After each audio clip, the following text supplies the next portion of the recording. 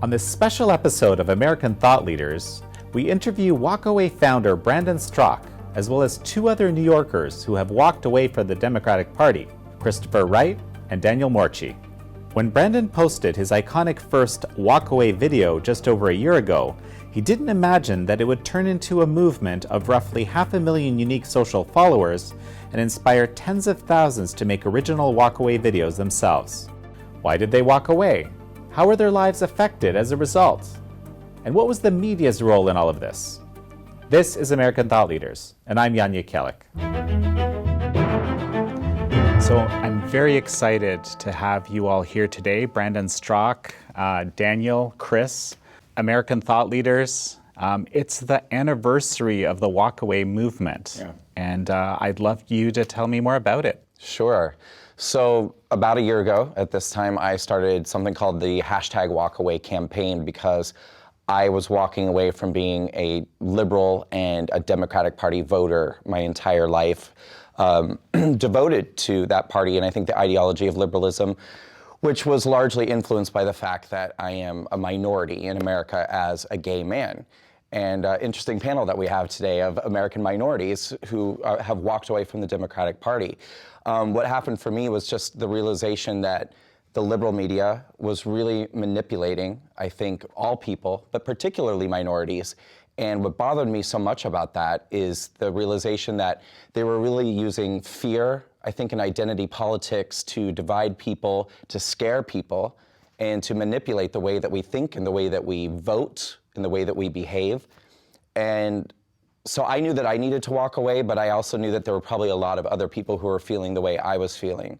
So I decided to start a movement, a campaign on social media, encouraging people to make video testimonials. That's how it started with me doing a 6-minute video saying why I was walking away, and encouraging other people to speak up and do exactly the same thing, and it took. So Chris and Daniel were folks that did videos that were inspired by you. I'm wondering if you could just introduce them. Sure. This is Daniel Morchy, a good friend of mine. Christopher Wright, who's also a good friend of mine. And actually gentlemen that I both met because of the campaign, because of the movement Walkaway. Fantastic. So Daniel, tell me a little bit about what made you decide to make your video.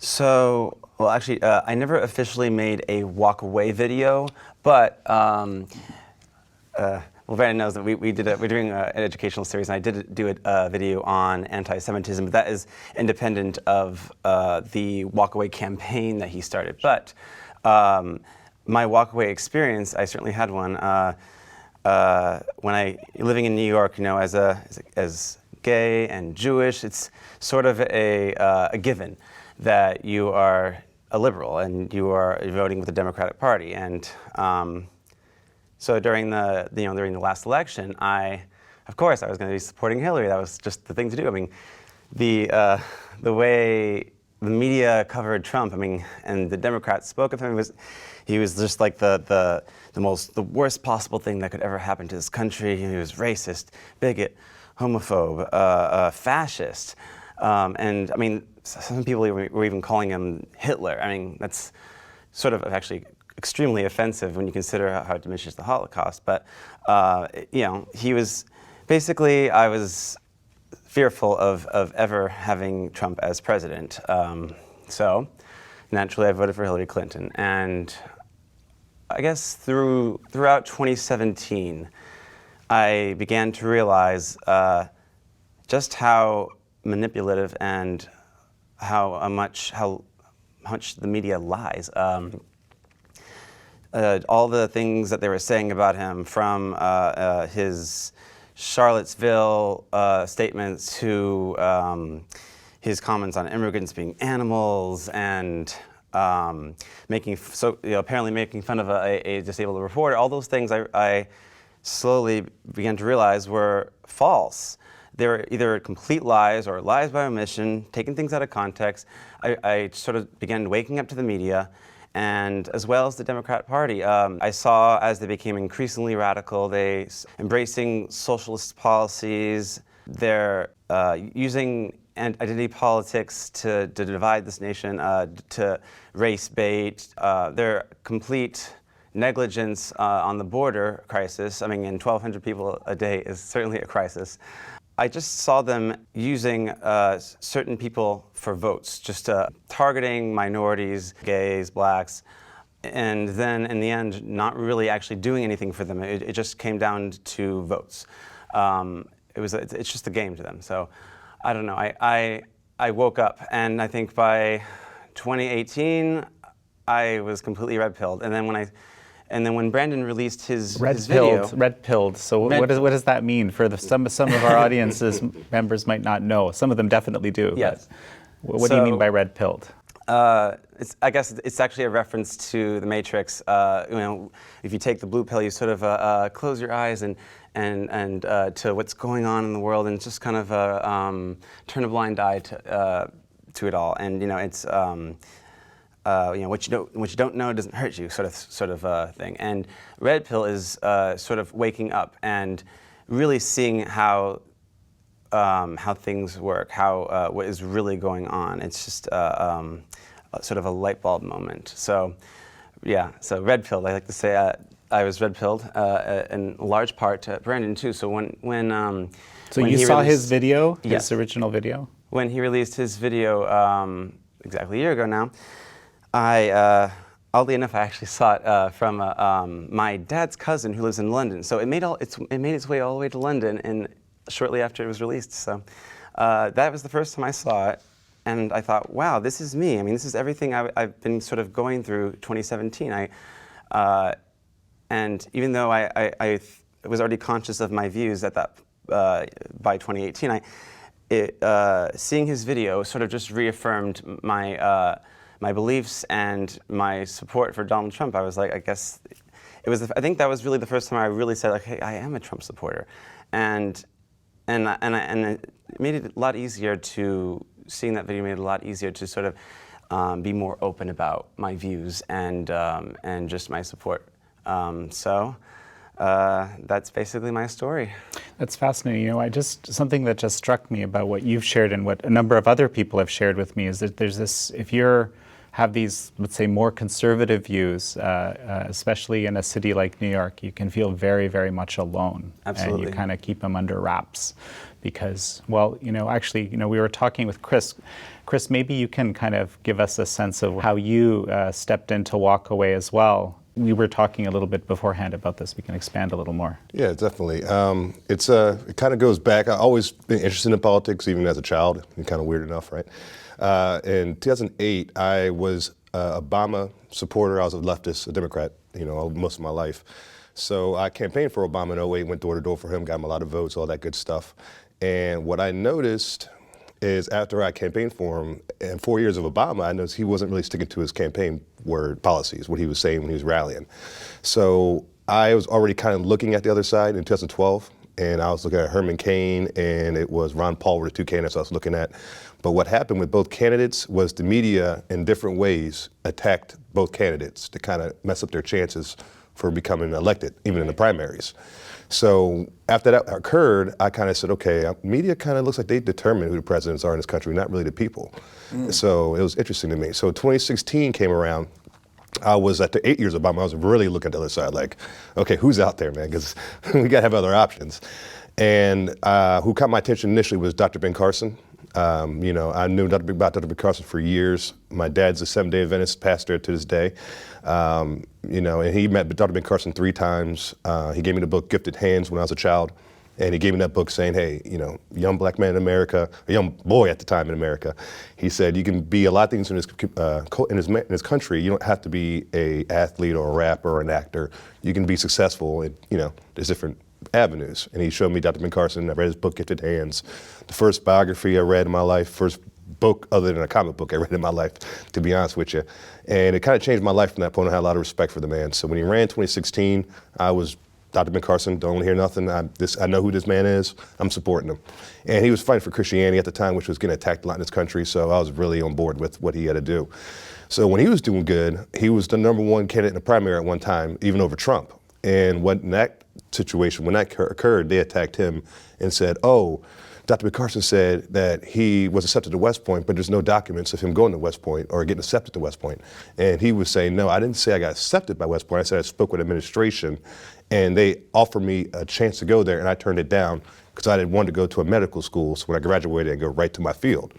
So the media again lied, and they messed up his chances to become president. So that was the third guy I was looking at. I was like, man, you guys messed with 3 candidates I was looking at to become president. You know, who am I going to vote for? So of course, Donald J. Trump, I'm sorry. So, but I saw him do an interview with a reporter, and he like just dismantled this reporter, like just, you know, how Trump does with the media. So after he did that, I was like, well, Trump, you know, what are your policies? You know, I kind of like how you handled the media because I was getting sick of the media at that time. And so when I looked at his policy, I was watching his rallies, I was going to YouTube watching his older videos, even from the 80s. And he pretty much always had the same message, like, you know, about border control, about the economy, about jobs. Trump has been saying the same thing for the past 30 years. So I was like, wow. And I remember in his first interview with Oprah, they asked him, well, if he had a chance to run, you know, would you run for president? He said, no, the paycheck's not good enough, for one. But he said the country already got bad enough, I'll run. And then when I saw him running now, I was like, wow, I guess he's sticking to his word again. So I said, okay, I'm supporting Donald J. Trump. And then when I came out and supported him, I got a lot of backlash from friends and family, especially on social media, because I was in New York at the time. I was about 3 years in New York. And my family's from Maryland, which is a blue state. So family, childhood friends, a lot of anger came towards my way. A lot of unfriending in social media and in real life. So it was... It's funny, unfriending has become a word, right? Mm-hmm. That's kind of crazy to me. Yeah, it kind of transitioned into like the real world that's not just social media at this point. And it was just so crazy unfortunate. But when he got elected, I was at a point where I lost a lot of friends and family. And I'll never forget it, I was on social media just kind of going on a rant, because at this point I was on social media to say what I wanted to say about Trump. I didn't care what anybody said anymore, because I already kind of was at a point in my life where I was like, well, I'm here. So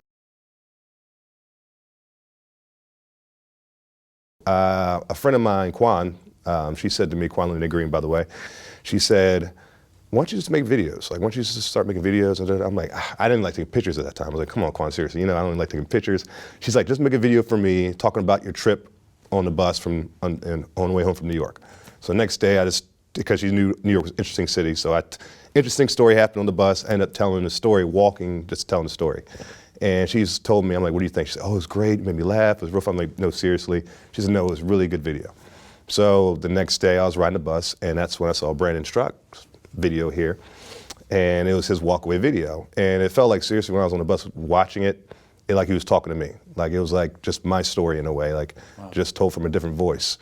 And at the end of the bus ride, I said to myself, and he said also in the post, like, if you have a testimonial, feel free to post it on to the Walkaway website on Facebook. So I said, you know what, I'm just going to do a video right now, why not? So if you look at the beginning of my Walkaway video, I started off by saying, I'm about to do a Walkaway video. What better way to do a Walkaway video while you're walking away? So I literally was walking home from work, and I just did the video right there. And I talked about just a lot of things I mentioned just now, and I shared the video on Facebook, and it just blew up. I mean, I had over 4,000 shares within the first day, 24 hours.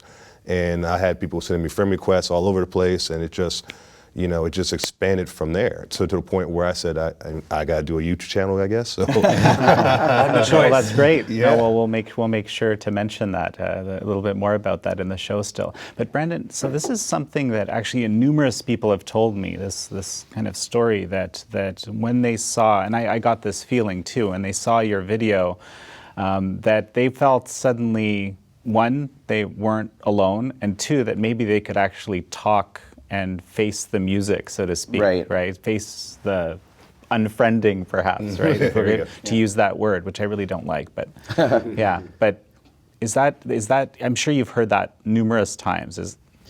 Well, yes, and that's sort of the reason why I did it in the first place.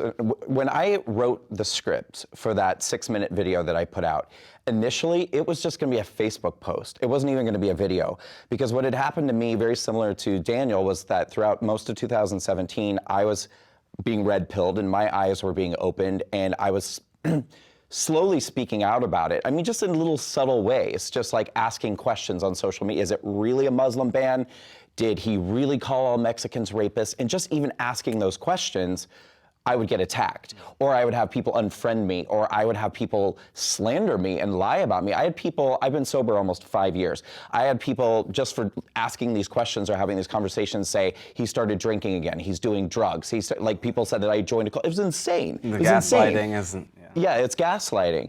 So as a response to all these different sort of attacks and stuff that I was feeling, I initially just decided to sort of write a script, and I was going to put a post on Facebook, just basically saying, you know, these are all the reasons why I'm walking away from liberalism and the Democratic Party. And it was mostly just supposed to be seen by my friends and people on social media so that they would know once and for all how I felt, and that basically if people wanted to leave my life, they could just do it. You know, like now you know once and for all how I feel. But after I wrote it, I read it to a couple of friends of mine, and they said, listen, there's something here. Like, this is a really, really powerful message, and people need to hear it. And so I think it was suggested that I turned it into a video, and then it was just gonna be a video. After we shot the video, myself and a couple of friends of mine, I looked at it, and that's when I was like, there's something much, much bigger here. I think there's something bigger at play, because I know I'm not the only person who's feeling this way. And I know that I think people are just waiting for somebody to say it. You know, I think the majority of people feel this way, but it's a lot of pressure, and it's a lot of, it's scary, I think, for a lot of people to just simply state the truth about how they're feeling, because if you do, you'll be labeled a racist, you'll be labeled a bigot, you could have financial or career opportunities put in danger. You look what I went through. I mean, you'll have people unfriend you, you'll have people slander you and say all these terrible things about you. I had gotten to the point where I said, to hell with it, I'm gonna say it anyway. But I thought, you know, if I put this out and I encourage other people to make videos, if we band together and kind of create a network, I think, of support, then I think we could actually make a big dent and make an impact in changing the culture and reversing this stranglehold that liberals have on what the narrative is in this country. And so that's why I made the video, made the campaign, and encourage other people to make their videos. And when I saw Chris's video, which was one of the first ones, I think you did it within the first month. Yeah, June 25th. Boom. Yeah, and the campaign started on May 26th. I remember seeing it actually the day that he put it out. And I was so excited, not only because it was a great video, it was an amazing video, and I was really touched when I saw it, but also because I was like, yes, finally we're starting. Something's beginning here. Yeah, well, and it was like indicating to me that there's a wide spectrum of voices that we're starting to hear, because at first, for the first week or two, I had to kind of beg people, like, please make a video, and like they started kind of trickling in. But to be honest, it was mostly white people. You know, which is fine, but it was mostly just like kind of white people telling their stories. But then we started to see black people, we started to see Hispanic people, we started to see gay people, Jewish people, and that's what I really wanted, was this to be, you know, really breaking the chains of these different minority groups that the Democratic Party's had a stranglehold on. And so that's what we started to see about a month into the campaign or so, and I thought that Chris's video was just amazing. Thank you, Brandon. I appreciate it. You're welcome. Yeah.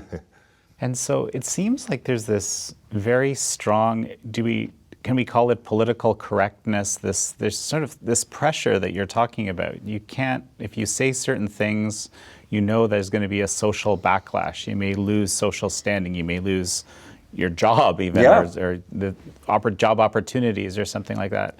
Is that the only thing that's stopping folks? And that's a big deal, right? But how do you guys see that? I see it as it's reality. And there's people that now there's, you know, different. I started a small group called the CRA, Conservative Republican Alliance, and we get people together and socialize. And the main reason I did that because some people were reaching out to me, saying, "Hey, I see your video. Hey, I'm in the Bronx, or I'm in Harlem, or different areas of New York," saying, "I'm a conservative. What's going on? What are you doing?" Like, I didn't know what to do. I was like, "I'm just making videos. I didn't think anything of this." So I just said, let me start something where I can get people together and we can socialize. And what really helped a lot of people out is because a lot of people they want to speak and they want to talk on it, but they can't. Because they've told me this, like if my job finds this out or somebody, I'm done. And some of these people have good paying jobs working in the city. Right. So it really is a lot they perhaps can lose on this. And some people are in the LGBTQ community and they're going to lose all their social life if it gets out. So they're just like, I will have no social life in New York City, of all places. So people have real issues and real problems with coming out with their conservative ways of believing or just walking away in general. So it's a real thing. I think it's actually a very sad reflection of society today, because It's never been like this before. I mean, people had differences of opinion in the past. Some people voted for Republicans, some people voted for Democrats, and it was, you could be friends with these people. You could have nice conversations with them. It was a non-issue, and then suddenly Donald Trump comes along and he's like the Satan. He's like the devil. I don't know. It's so strange. I don't think we've ever been, and this is unprecedented. Like a time like this where people are so afraid just to speak their opinions for fear of being lashed out at and ostracized, alienated, being cut off from friends and family. Like it's insane. And yeah, I guess it just goes to show how increasingly divided we have become as a country, and I think it's very sad. Can I touch on that too? Yeah, I just want to touch on that too, because I feel like, first of all, what I think the left has done at this point is weaponize racism, bigotry, things like that. Things that actually are real things that really did happen. Homophobia is a thing that does exist in the world, and in our past, in this country, it was a prevalent problem. Racism was a prevalent problem, which is not to say that it's not a problem at all, but racism today is not what it was 50, 60, 70 plus years ago. But what they've done, I think, is take the social construct that we have, that to be a racist or to be a bigot or to be a homophobe is obviously not something that society looks upon in a friendly way. And so if you disagree with anything that they have to say, they will label you that, knowing that you basically are now bearing a scarlet letter, and it's designed to shut you down so that their point of view is the only point of view that anyone can ever hear. And there's also, I think, the point of view that I think most liberals tend to be younger people. And as people get older and they start to work and really get into the workforce and see how the economy works and learn about earning potential and planning for their retirement and seeing how that economic structure sort of works in their own life, they fall away from liberalism. They start to see conservatism isn't such a bad thing. I get to keep my own money. I get to be in charge of my own fate and my own destiny. But I think once people get to that point, their careers and their jobs, that becomes an important part, and they don't want to put those things in jeopardy. They don't want to put their job at risk or their financial stability or security. Whereas younger people don't have that risk as much. They're not deep into a career or headed on that. They can say more. They have more freedom to say what they want to say, and I think that they misuse that freedom to malign conservatives. Are you trying to target young people with Walkaway? Absolutely, we're trying to target young people, and I think there's a number of mechanisms with which we're using to do that. So we're going to be talking in college campuses, which we've already done. We'll be doing more of it. We're doing an educational video series, which is sort of geared toward younger people. Again, all people, but I think with an emphasis on really capturing the interest. So Brandon, with respect to targeting, are you talking about how you want to reach people and say, hey, it's okay to talk about things publicly, to publicly say you support Donald Trump or you support President Trump or you support a conservative viewpoint? Or is it to actually convince people over to more of that viewpoint? In my opinion, it's more the latter than the former. Both are necessary to say that it's okay, but there absolutely has to be more speaking up on the conservative side and a re-education of sorts. Because if you simply left it at it's okay to be a conservative or it's okay to support Trump, in the mind of a liberal, in the mind of a Democrat, what you're saying is it's okay to be a Nazi. It's okay to be a racist. It's okay to be a homophobe. Because that's what they believe. They believe that there's something morally deficient about anybody who could support Donald Trump or anybody who could be a Republican. So the first step has to be a re-education of sorts and saying, listen, you've been lied to by the liberal media. You've been lied to by the ideology of liberalism. This is what it actually means to be a conservative. This is what we actually stand for. And first and foremost, these policies that we support are good for all people. We want Black people to thrive. We want Hispanic people to thrive. We want LGBT people to thrive. America can only be at its best when everybody's doing well. We want everybody to do well. So first and foremost, learn what conservatism actually is. And then secondly, it's okay to be a conservative. In fact, it's great. And we feel like it's the only way. I totally agree with Brandon. Actually, it's the left has distorted the whole idea of what it means to be conservative. I mean, it's almost like made it a bad word, right? Yeah, absolutely. I mean, it's strange because all it is just respect for the individual, saying that there should be equality of opportunity, that everybody should be able to succeed in life by virtue of hard work, integrity, just basic traditional values of what America's always been about. It's, Right. No, very true. I tell people all the time, like, when it comes to conservatism, the first time I've ever heard about it was when I was a cable guy in Georgia for 5 years for Comcast. And I was working on a guy's service, and this is like the stereotypical old white redneck, He had stringly hair, came to the door with a white beater on, Budweiser cans, Confederate flags on the wall, the whole nine. Central casting. Yeah, oh yeah. Okay. So when I walked in, I was like, oh boy, where am I at? Like, what's going on? So in my head, I said, look, you mean just hurt him do the service, get knocked out and get out of here. So I started working. I realized that he really needed a lot of work done, like whole new line ran all the whole nine. So I started working really hard in Georgia sun.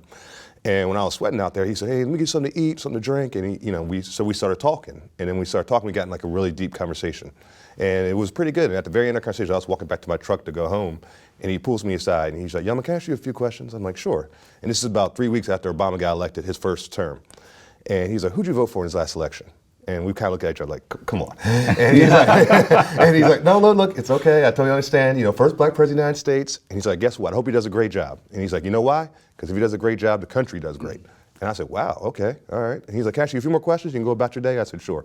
He said, do you believe in a small government? I'm like, yes. Do you believe in traditional family values? Yes. Do you believe in jobs, a stronger economy? Yes. Keeping our military strong? Yes. And he asked me about 15 questions, and I was just like, yes. And I was like, what is he talking about? He's like, at the very end, he was like, okay. He's like, you know what that was? And I said, no, sir, what was that? He's like, conservatism.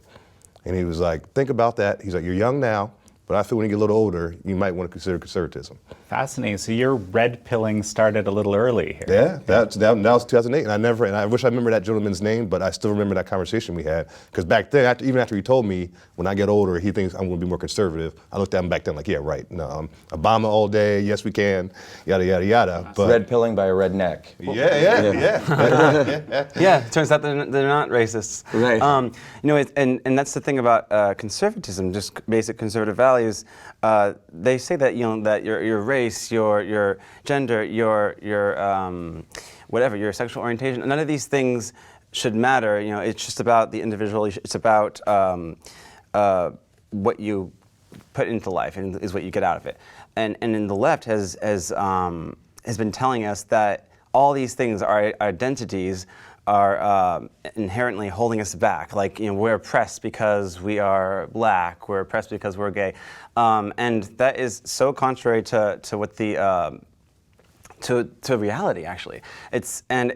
They like to say everything is institutional, and it's really, it's just a lie. Yeah. I actually feel like there needs to be an acknowledgement on the left too, well, maybe on both sides perhaps, of where we actually are today. I mean, that's a big part of it too, because I think where some liberals get confused is this notion that we're denying that there is such a thing as racism or ever was, or is such a thing as homophobia or ever was. I mean, I think, on the kind of the fighting lines of equality for the LGBT community.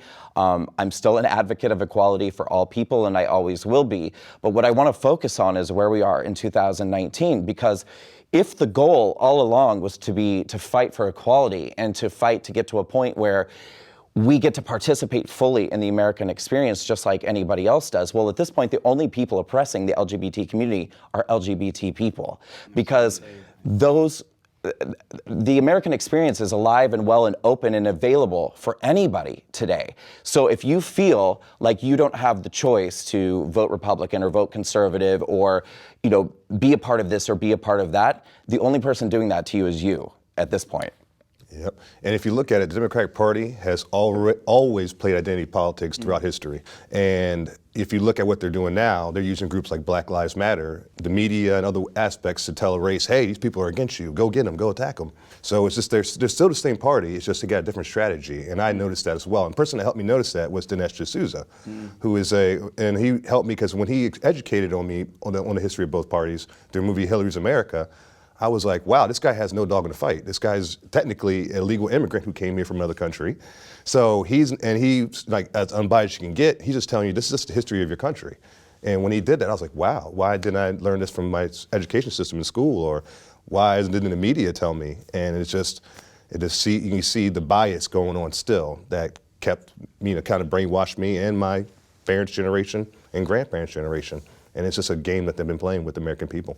And something I think is really horrifying about it too is that they actually, I think, are creating racists. And I think that they're creating homophobes. And I think that they're creating all of these things that they claim to be fighting against and that they're so against. And with what Chris was saying about demonizing white men, right, which right now I think is really like their primary target. Well, on the one hand, the messaging from the left seems to be, that the greatest enemy to America right now is straight white men. And their other message is, we are going to make it a goal to make white people a minority and to try to, brown America, or however it is that they phrase it. Well, think about that for a second.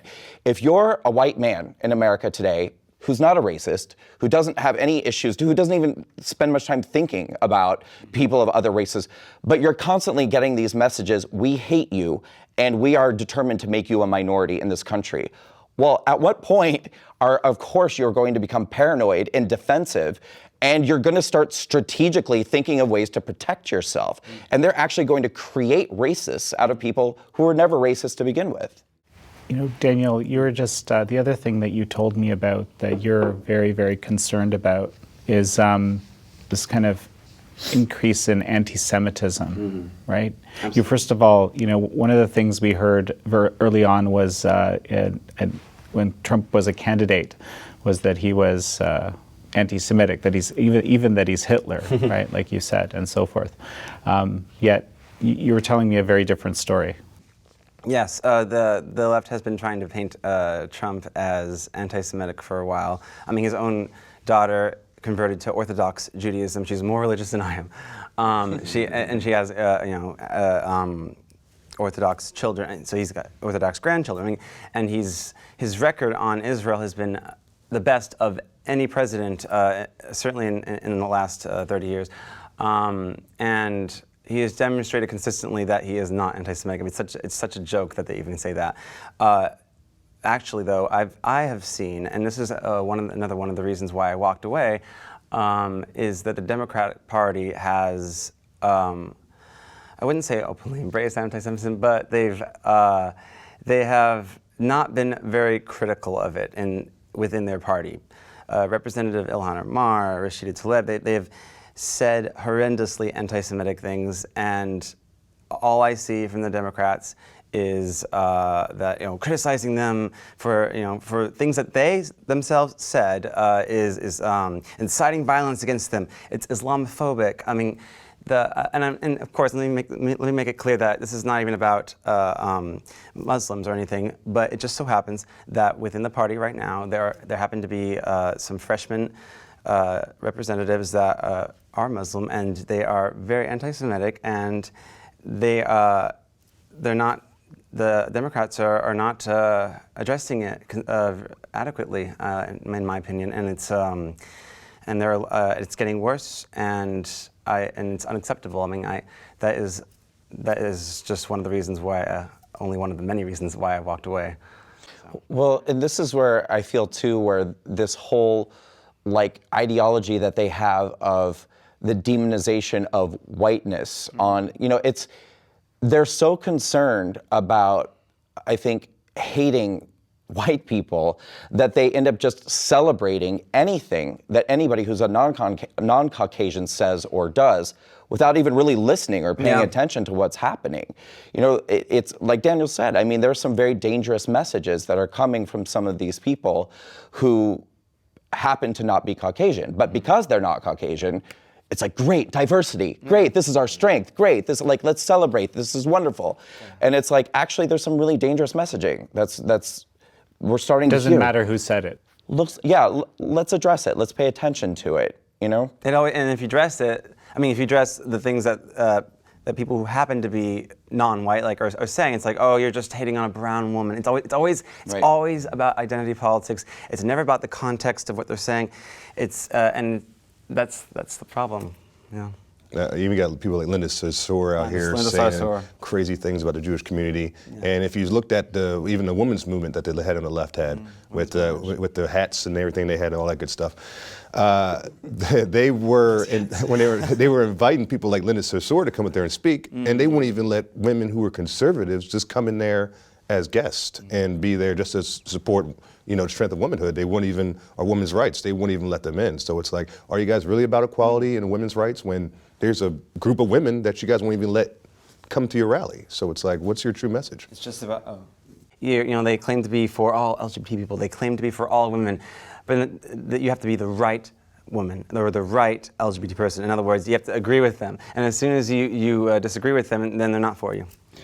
And I mean, look at how they respond to me, or how much they actually hate me. And I've been denied every time that we've reached out to CNN to have a discussion or a comment. Every time we've reached out to MSNBC, they won't even talk to me. They won't even acknowledge that I actually exist. Now, these are the people that claim, they support, equality for LGBT people, and that they support, lifting this community up. And I mean, what is more equal than being at a point where an LGBT person has the full American experience and the choice to say, I'm going to be a Democrat, or I'm going to be a Republican, or anywhere in between on the spectrum that I choose based off of my own homework, my own research, and how I feel about the issues. But they don't want that. They want people to believe, particularly LGBT people right now, that they only can fit inside of this little bubble in the Democrat Party. So there's no celebration of diversity, and there's no appreciation for someone like me who's providing an alternative point of view, and in a very public way. They won't even talk to me or acknowledge my existence. I remember you had a forum some months ago that in the venue got canceled at the last minute. Yeah. How did that play out? Right, so we held the first ever LGBT town hall here in New York City, the first of many. We've already had another one in Los Angeles. We'll be doing more and more across the country between now and 2020 and beyond. But we actually thought that it would be a really beautiful and meaningful thing to do it at the LGBT Center, because right here in New York, that's sort of like the epicenter of things that go on within this community. And we didn't necessarily think that this would be something that everybody would rejoice in and celebrate, but what we thought is, what better venue in the world to bring LGBT people together to have this open discussion, dialogue, and debate about politics and where we fit into the political spectrum here in America. And initially, the LGBT Center agreed to let us have our event at their venue. We filled out the application. We told them who we were. We told them what our intentions were. We signed the contracts. We paid for the venue. And then suddenly, when the media picked up on this event, and this was like the big, Out Magazine, Advocate Magazine, these nationwide LGBT, the big guys in the media in the LGBT world, started putting these articles out saying that, we're a hate group, that this is dangerous for the community. They were really sort of putting the center in this position to be like, harm is going to come your way if you don't put the kibosh on this event. Next thing we knew, a petition was drawn up against us, we in the Walkaway LGBT panel, and they actually compiled a dossier against all of us on the panel, digging through our social media, finding moments that they could label as racist, bigoted, hateful. One of our panelists is Blair White, a transgender Trump supporter, and they actually found a picture of her on social media where she had applied a face mask, like literally a beauty treatment, a face mask, and they said, this is Blair White in blackface. But they succeeded. They put this, but they got hundreds of people to sign the petition. They managed to successfully slander us in the media, and then the LGBT Center canceled our event in a public way. They didn't contact me to say, hey, things are getting dicey, we need to, I found out that my event was canceled days before the event. in a public Twitter announcement in which the LGBT Center said that they agreed with the findings of the petition and the dossier, that we were in fact a hate group and we were dangerous to the LGBT community, and they shut the event down. Fascinating. So it keeps coming back to the media having a lot of power in this society, it seems, right? All the power. I mean, with Walkaway, when it started gaining a lot of popularity, they said we were Russian bots. Yeah, right. I mean, Like, like, all the hashtags or something. I Where, have all the like, Star Trek fans out there. I have a shirt that Brandon sold online and I bought. Always It said, the Russians, we're not, right? We're not the Yes. Russian bot. I'm not the Russian bot you're looking for. You know, Right. And it's so funny because people were tagging me on social media because they're friends and family where it's saying no, that Walkaway stuff you're talking about, that's all Russian bots. I found here's the article. So they would tag me and say, hey, Chris, tell my aunt or whatever you're not a Russian bot or whatever. And I'm like, I'm not a Russian bot. You know, hey, how you doing? They've said it to me. I've had people come up to me and say, you know, that was started by Russians, right? You know, I'm like, Well, really a long time. the fake news media. Yeah. It's what it is. No, it's amazing, isn't it? I mean, it just goes to show you the absolute control. I mean, it's like brainwashing levels of control that the media has over people. And this is a video that I do in this upcoming series that we have coming out, The Hard Truth. My video is about liberal media bias. And one of the things I say in this video is that they know that if they can control the way that you feel, then they can control the way that you think. And so that's what they're doing. They're manipulating people's emotions on a daily basis. And frankly, they've gone so overboard that I think they're making once sane people crazy. Yeah. I mean, telling people that Donald Trump is separating children from their parents at the border and putting children in cages and stuff. Well, of course it's going to make people insane. You know, and telling them that Cher the other day put out a tweet saying that, let's dial back. Donald Trump was the first Republican president to put out a message about Pride Month for, you know, celebrating the accomplishments of LGBT people in this country and acknowledging Pride Month and the contributions of LGBT people, which is an amazing thing. That in itself is incredible progress, that a Republican president would be making a comment like this. Cher goes on Twitter a day or two later and retweets the president's comment and says, essentially, don't be fooled. He's just giving you lip service at this point for LGBT votes in 2020, and I'm not making this up, and then he's going to put you in internment camps. That's the worst kind of rhetoric. Oh, God. That's what Cher, gay icon, is telling the gay community. You will be in internment camps after the 2020 election. Apparently, he's pulling the wool over all of our eyes right now by lowering our taxes, raising our paychecks, giving us jobs, building a strong economy and a strong Cutting our country. taxes. That's all a ruse. Black The unemployment. real in American goal history. is to throw us in internment camps in 2020. Thanks, Cher. So how much do you guys think this is the reason it's very hard for you to come on a show like this in another media? Because it puts a chink in the narrative? That's what's jumping out at me right now. I was going to say, there's two people on the left that I encounter when I talk with them. There's people that when we start talking, if we get to the topic of politics, when I tell them how I feel, they just, I give them the truth. They double down on the anger and the ignorance, and they just, no, you don't just talk about CNN, and they just, I can't do nothing with them.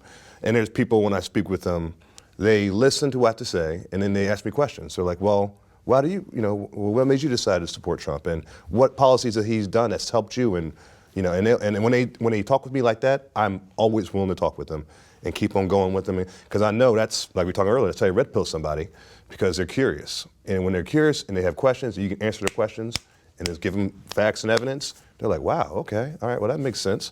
And they might consider walking away themselves. So those are the people that I feel are the walkawayers, are the ones that are willing to at least listen and even have a few questions, and those are the ones you can talk with. And I think, too, in terms of your question about, why does it make it hard for the media to talk to us, and what is the reason for them avoiding, I think, people like us? And it's because I think that for so long they took for granted that this sort of narrative and system that they put into place would always succeed, and that they'd always be able to manipulate people, and they'd always be able to control people with the same strategies and tactics that they always used. And when Donald Trump got elected, it's like the entire system went zzz, and everything just short-wired completely. Because on election night, we saw the footage of all of those different news anchors, Rachel Maddow, looking like a deer in headlights, and all of these people looking like they had just stuck their finger in a socket. And the reason why, I think, is because they realized that night for the first time, they weren't crying because Donald Trump got elected president. They were crying because they realized they do not control the American people the way that they thought they did, that the American people have minds of their own, and that the system that has been in place for so long is no longer going to work. And so I think at this point, they don't even know yet what to do about it. They're still trying to scramble and sort of gain control once again of the behaviors and the thoughts of people. So people like us make that impossible for them, because we're actually calling out exactly what it is that they are doing and have been doing for a long time. And that's why That's why the CNN is not going to interview, because they know that you have power and that what you're doing and you're succeeding, and they're afraid of you. So we're going to have to wrap up very shortly, but what I do want to get is a bit more information, Brandon, about your video series, Chris, a little bit about your channel, because I know you have a growing YouTube channel, and also Daniel, a little bit about what's happening next. So maybe let's start with Chris. Okay. Well, I got a YouTube channel for those out there that want to check out, some more of my videos where I do what I call walk and talks, which was built off Walkaway, where I just walk through, different parts of New York, and I talk, weekly politics and what's going on. So you can find me there at Conservative in New York. That's just NY, not spelled out New York. So that's my main. I got my webpage, www.ChristopherWrightNYC.com. I got the Conservative Republican Alliance group. My Facebook page, Wright is Right. That's my last name, Wright with a W, is Right. So, if you reach out to me, especially if you're in the New York area, I'll love to hear from you, and, maybe even get you to come to our social events that we're always having. But I started a podcast with two young ladies in Harlem, as a matter of fact, where they're both on the left and they're both Democrats, and I'm the conservative, and we just talk politics, and we're showing people that you can be on either side and have friends or family and if they are, you can talk and have a conversation, and you can still be friends or family afterwards. You don't have to break things up. And I like these two gentlemen. I just want to say, the important message is to show people we're all Americans at the end of the day. I'm just trying to get conservatism out in New York as best way I possibly can, and then let people out there who I call closet conservatives, let them know, hey, you can come out, you can speak, you can let your voice be heard. We got an arena for you. So hopefully in 2020 comes, I want to have kind of like a coalition in a way of people that are, willing to fight for the truth when it comes to politics and conservatism. And what about people that just want to know more? They're not quite sure yet, but you're sounding interesting. Right. Well, you can find, like I said, I think my YouTube channel is probably the best for that. You can see my videos, because I talk on a lot of different topics on my channel. So people can kind of scan through and say, oh, wow, okay, this is kind of like, let me hear what he says about this, let me hear what he says about that subject. And you can get an idea from there, because, like I said, those are the people that I find on the fence. They're just, they got something in their mind. Well, I heard Trump, he hates Mexicans.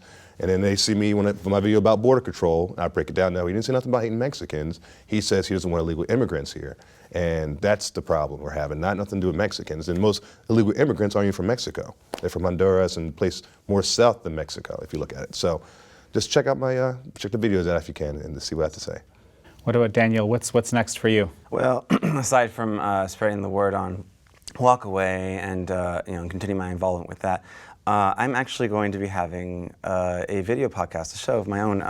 It's currently in the works, but it's going to be a similar concept to The View, but much better implemented. It's not going to be so one-sided like The View, but it's going to be a little more serious, a little more intellectually minded. But it's the idea behind it is there's going to be about 4 to 5 hosts discussing different topics of the day, politics, social issues, and the goal is really to have open dialogue, share different perspectives, have people really just listen to each other. And going back to what I was saying earlier about how we've sort of lost that in this country. We don't have, the people who think differently from us, who disagree with us, we automatically we just cut them out. We don't even listen to them.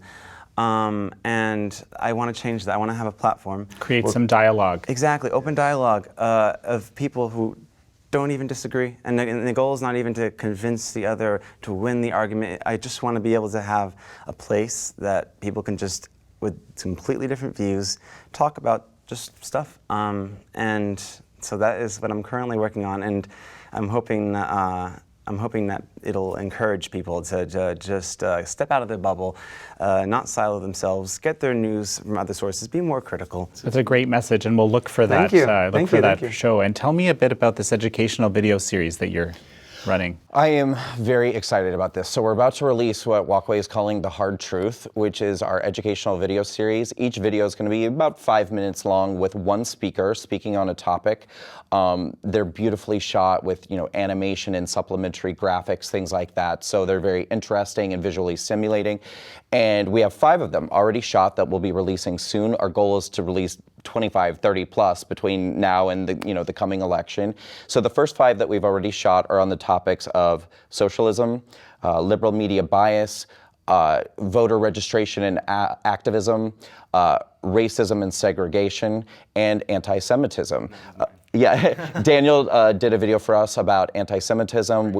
We have Scott Pressler, who did our video about voter registration and activism. And I would just like to give a shout out to Scott because I do think he's the hardest working activist in the country, and he's an amazing guy. Tracy Beans, who is an incredible investigative journalist, and everyone should be following her on Twitter if they're not. Tracy Beans is amazing. She did a video about socialism that's really, really incredible. Zach Hing, who is another Walkaway that I discovered through the campaign, did the video on racism and segregation, and he's just a great guy. And like Chris, I think kind of launched a little bit because of Walkaway and the Walkaway video, but then has gone on to do incredible things on his own. And of course, I'm incredibly bitter and resentful because he probably has a bigger following than I do at this point. No. But anyway, I'm really excited about these because I think that they're going to connect with people, particularly young people, and we have such a broad diversity of people who are delivering these messages. And so that's what it's all about, I think, at the end of the day, is, like I said, sort of re-educating people, but also showing that there are Black conservatives, there are brown conservatives, there are Asian conservatives, there are LGBT conservatives, and there are straight white conservatives, and we love them too, by the way. So, I mean, it's really about bringing together Americans, unifying people, and saying, we're doing so well right now. I mean, the country is actually in a very good place, and we actually, believe it or not, do have a president in office who's very competent, and he's doing an amazing job. Why shouldn't we be unified? Why shouldn't we be together at this time? Well, powerful place to end. 1 year of Walkaway. Brandon, Daniel, Chris, thank you so much for being here. We look forward to seeing what things develop in the future. Thank you so much. Thank you so much for Thanks for having having us.